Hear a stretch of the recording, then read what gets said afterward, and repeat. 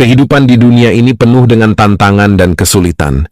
Kita sering menghadapi kesedihan, penderitaan, dan kekecewaan. Di tengah-tengah semua itu, penting untuk memiliki harapan untuk masa depan. Harapan itu adalah surga. Kehidupan di dunia ini penuh dengan tantangan dan kesulitan. Kita sering menghadapi kesedihan, penderitaan, dan kekecewaan. Di tengah-tengah semua itu, penting untuk memiliki harapan untuk masa depan. Harapan itu adalah surga. Alkitab menggambarkan surga sebagai tempat yang penuh dengan kebahagiaan dan sukacita. Di surga, kita akan melihat wajah Allah dan merasakan kasih-Nya yang tak terbatas. Cara terbaik untuk mempersiapkan diri untuk surga adalah dengan hidup sesuai dengan kehendak Allah. Kita harus percaya kepada Yesus Kristus sebagai juru selamat kita dan mengikuti ajarannya. Alkitab mengajarkan bahwa kita harus mengasihi Allah dan sesama kita. Kita juga harus hidup dengan kudus dan tidak berdosa. Berikut adalah 4 ayat Alkitab tentang surga. Wahyu 21 ayat 4. Dan ia akan menghapus segala air mata dari mata mereka, dan maut tidak ada lagi.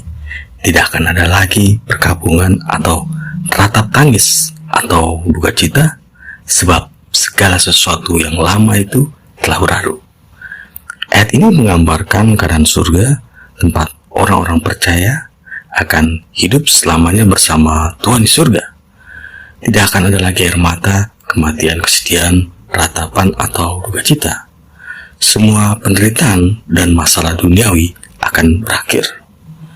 Ayat ini menggambarkan surga sebagai tempat yang penuh dengan kedamaian dan kebahagiaan. Di surga kita akan bebas dari semua penderitaan dan kesedihan. Filipi 3 ayat 20-21. Karena kewargaan kita adalah di dalam surga, dan dari situ juga kita menantikan Tuhan Yesus Kristus sebagai juru selamat yang akan mengubah tubuh kita yang hina ini sehingga serupa dengan tubuhnya yang mulia, menurut kuasanya yang dapat menaklukkan segala sesuatu kepada dirinya.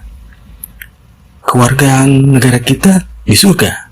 Ayat ini menyatakan bahwa orang Kristen memiliki kewarganegaraan di surga, bukan di bumi. Hal ini berarti bahwa kita bukan lagi warga dunia ini, tetapi warga kerajaan Allah.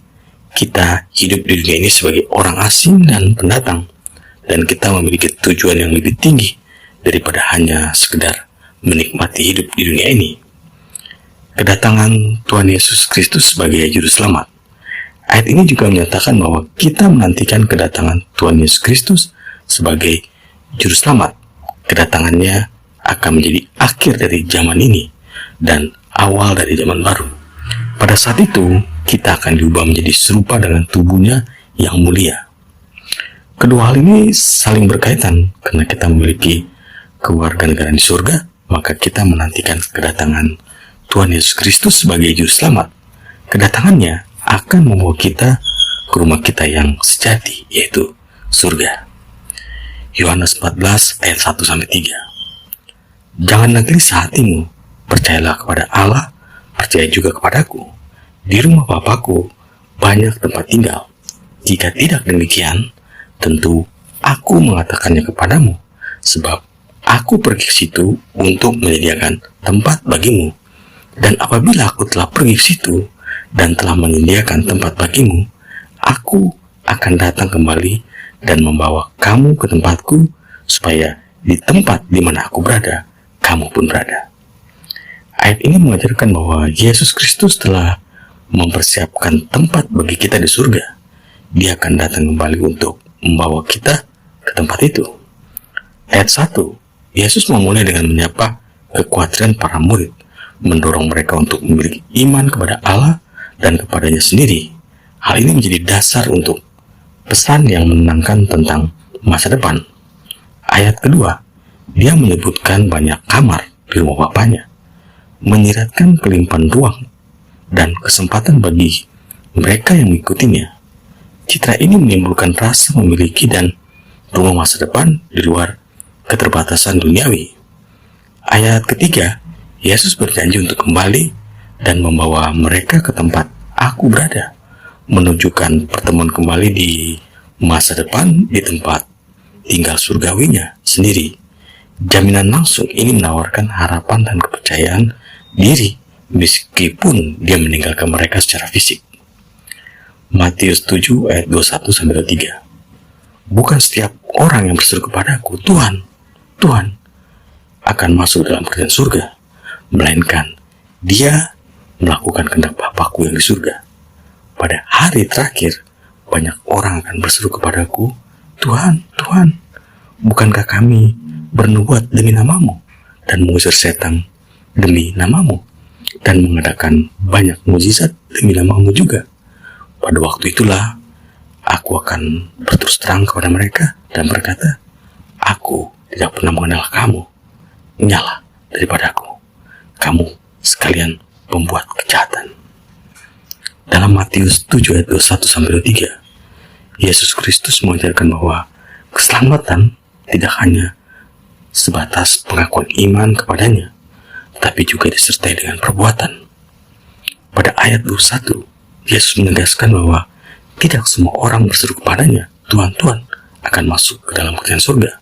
Hal ini karena banyak orang yang hanya mengaku sebagai pengikut Yesus, tapi tidak melakukan kehendak Bapaknya.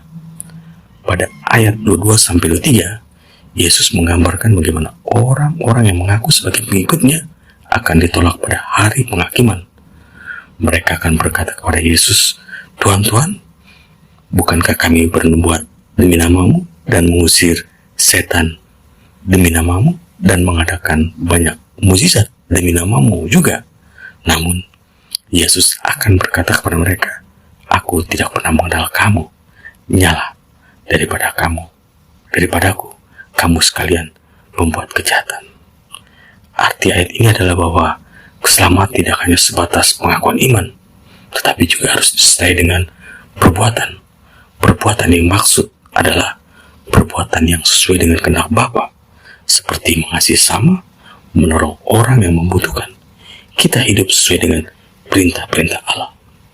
Ayat ini mengajarkan bahwa kita harus melakukan kehendak Allah jika kita ingin masuk dalam surga. Kita harus hidup sesuai dengan firman Tuhan dan mengasihi sama kita. Harapan surga adalah anugerah yang luar biasa dari Allah.